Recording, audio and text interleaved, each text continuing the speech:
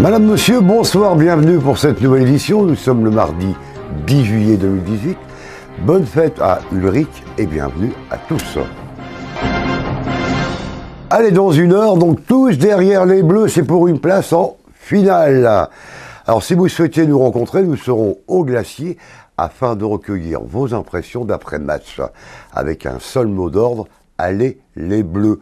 Donc pour ceux qui ne seront pas au Glacier avec nous, vous pouvez vous rejoindre dans de très nombreux bars à Montluçon et il y aura des écrans géants partout et avec l'espoir que ce sera la fête juste après le top final de ce match. Et espérons que les Bleus vont l'emporter. Allez, donc ce soir le match France-Belgique.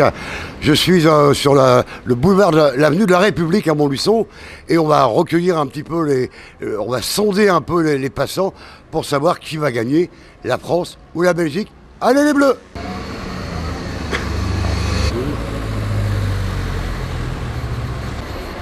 Mesdames, bonjour, des dames, j'aime bien voir les dames moi. Juste une question sur le football. Oui. Qui va gagner ce soir? La France! La France. La France. Voilà, vous madame. La France!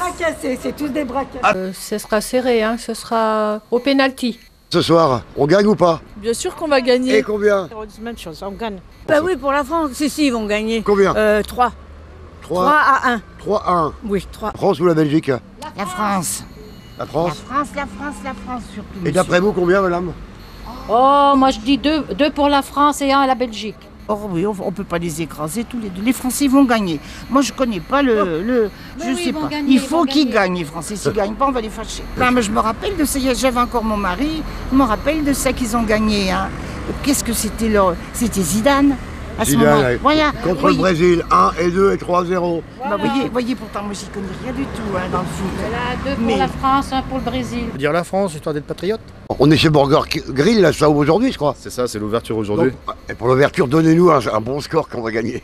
Moi, je pense que la Belgique, ils vont gagner la France. Oh non, coupe. Non, c'était fait exprès. Non, la France, ils vont gagner 2-0.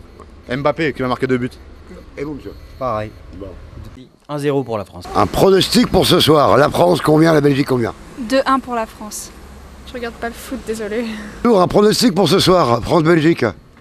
Bien sûr, la France va gagner. Ah, et combien? 2-0. 2-0. 2-0, 2-1. Mais sinon, la France, ça va gagner ou pas? Premier. Sondage pour la France. Dites-moi. Gagnant ou perdant la France ce soir? Combien? Gagnant. 2-0. Donc on va revenir un peu au cyclisme. Après le contre-la-montre par équipe d'hier, Florian Bachon remonte à la 111e place, tandis que Julien Alaphilippe, lui, est remonté à la 6e place du classement général. Le BHC pointe maintenant à 7 secondes seulement du maillot jaune Van Avermaet. Vous souhaitez vous former? Eh ben c'est à Montluçon, c'est ECF, qui vous donne les moyens de vous former à la conduite routière. Poids lourd, super lourd et bien d'autres permis et formations, que ce soit de l'apprentissage ou de la reconversion, c'est une solution d'avenir. ECF, c'est la formation grand public, formation professionnelle, stage de récupération de points et bien d'autres atouts.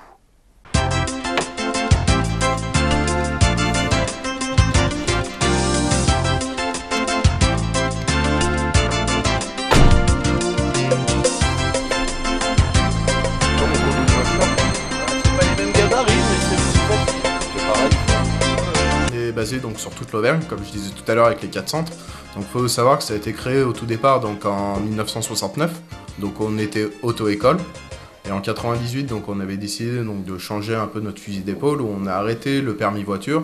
On est passé vraiment sur de la formation professionnelle, donc on est considéré comme IFP, Institut de formation professionnelle, où là on fait de la formation pour adultes. On a quand même, je veux dire, un historique derrière nous, ça va faire 69, l'année prochaine ça fera 50 ans qu'on existe sur Clermont-Ferrand. Là, dans l'Allier, à Montluçon, on est arrivé donc en 2012, donc on a fêté nos 5 ans l'année dernière, donc nos 6 ans cette année, forcément. Donc c'est vrai qu'on commence à bien être ancré, et puis je veux dire, l'enseigne ECF, tout le monde connaît, donc c'est vrai que c'est une de nos forces aussi d'être représenté par ECF. On sait qu'il y a vraiment des process qui sont bien définis au niveau national, donc ce qui fait que les entreprises nous font même les demandeurs d'emploi. Qui est ce qu'on appelle la FIMO, c'est formation initiale minimum obligatoire qui dure 140 heures avant de pouvoir commencer le transport de personnes. Nous, donc, on est basé à Molusson, donc 25 rue Benoît d'Azy. Donc pour ceux du bassin molussonnais, donc on est à côté des abattoirs Puy-Grenier ou des transporteurs Bourras.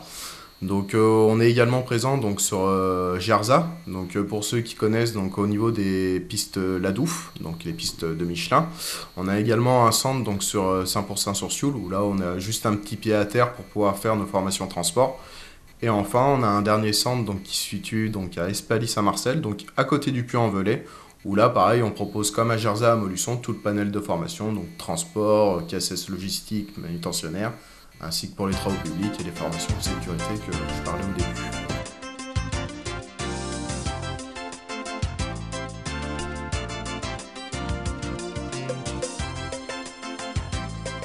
L'ECF Molusson, donc on a un organisme de formation professionnelle, donc c'est-à-dire qu'on propose des formations donc soit aux demandeurs d'emploi ou soit aux salariés des entreprises, donc pour les former dans des domaines type le transport, la logistique et manutention, également tout ce qui est engin de travaux publics, mais on fait également des formations donc de sécurité type de SST, des formations incendie, des habilitations électriques.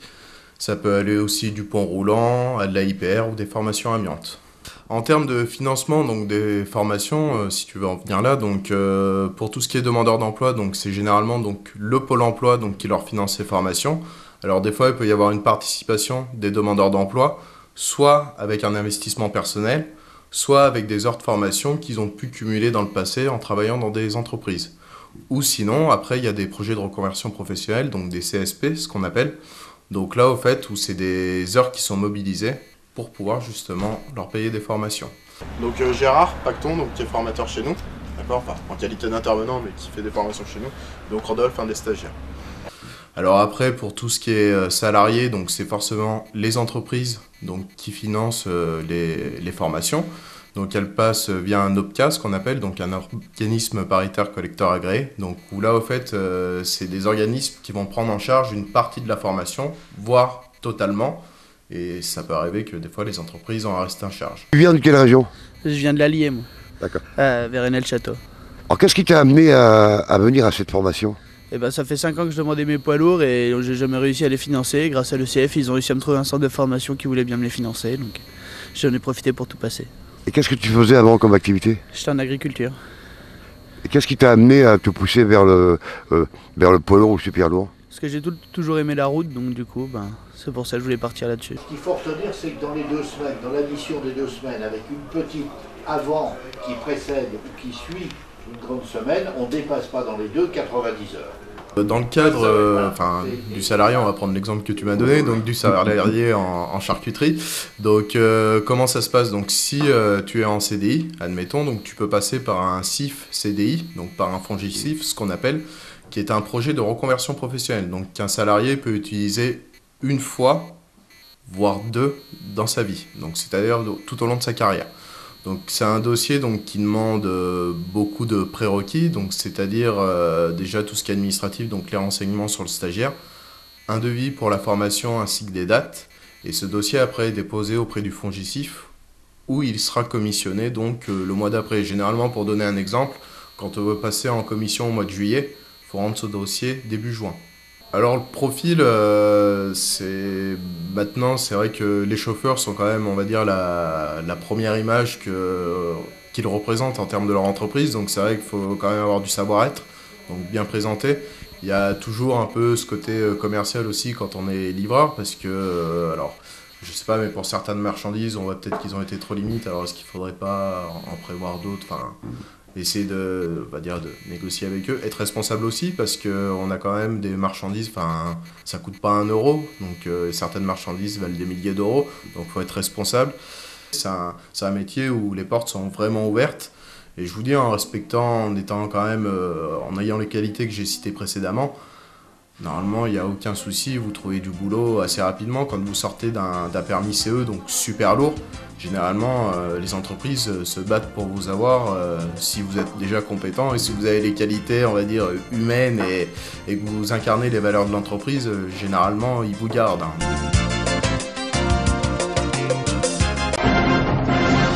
Un petit tour dans la Creuse, c'était à A1, La reine du jour, c'était la Dodoche. La mythique des années 70 a repris sa splendeur et ce n'est pas les organisateurs de cette très belle fête qui nous diront le contraire. Pour la 14e édition, plus de 200 de ces belles demoiselles s'étaient donné rendez-vous pour une journée très ensoleillée.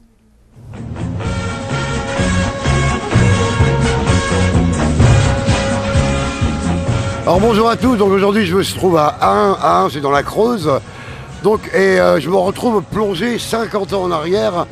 Vous vous rappelez la 7e compagnie avec Jean Lefebvre, avec Pithiviers, avec d'autres, et Chaudard, et je me trouve avec, à bord donc une réplique d'un Half-Track, où ils sont venus chercher du saucisson et du vin rouge. Oui, le halaï, voilà. Et aujourd'hui, donc, on se retrouve parmi 200 de chevaux, 200 mairies.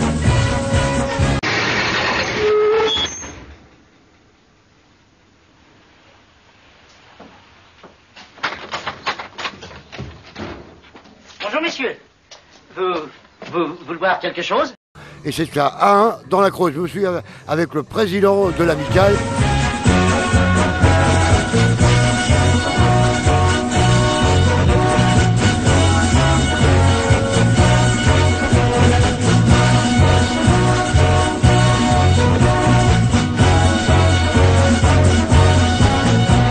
Il y a pas mal d'années qu'elle est commencée. Par contre, Deux Chevaux en Fête a été rebaptisé depuis 4 ans Deux Chevaux en Fête. Deux Chevaux en Fête, c'est un rassemblement de voitures. Bon, la Deux Chevaux est privilégiée, vu le nom, mais toutes les voitures anciennes sont acceptées. Enfin, acceptées et les bienvenues. Hein. Quand on dit acceptées, ça fait un peu dur. Et donc, ça fait environ 150, 200 voitures, voire plus, puisque les voitures viennent et repartent. Hein.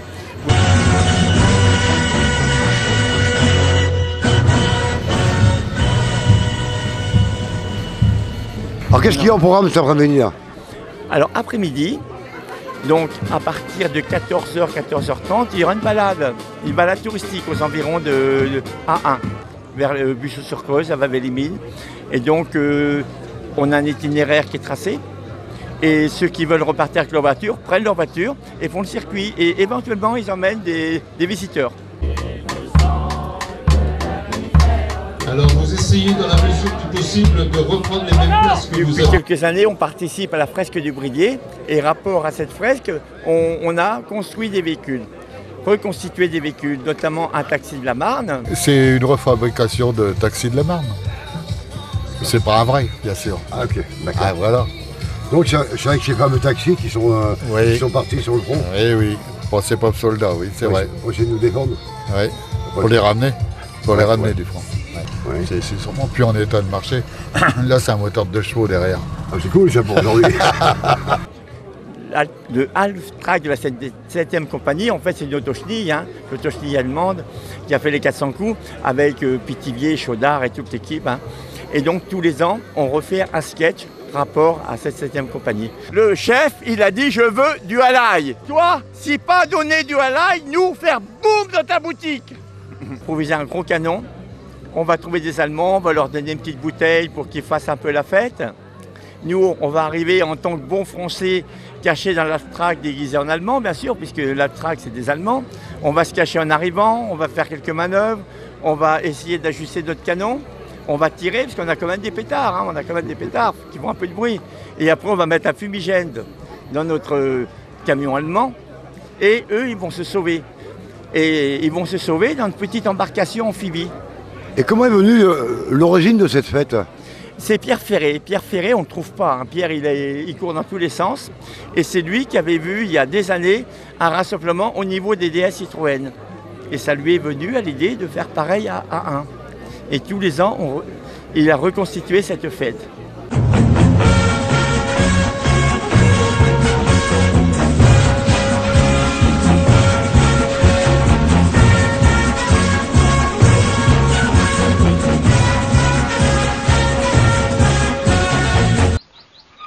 M'en fous. Et pour moi, ça serait du halaï, tu vois. Demande à lui du halaï.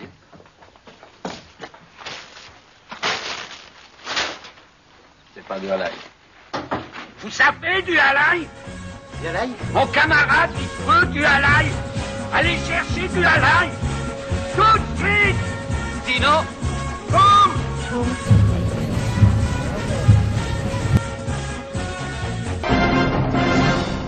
Alors avant le football, au Glacier, c'était le salon du livre.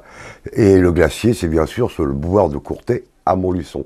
Alors chez Francis, nous allons à la rencontre de Françoise Faure, une romancière creusoise qui présentait son nouvel ouvrage.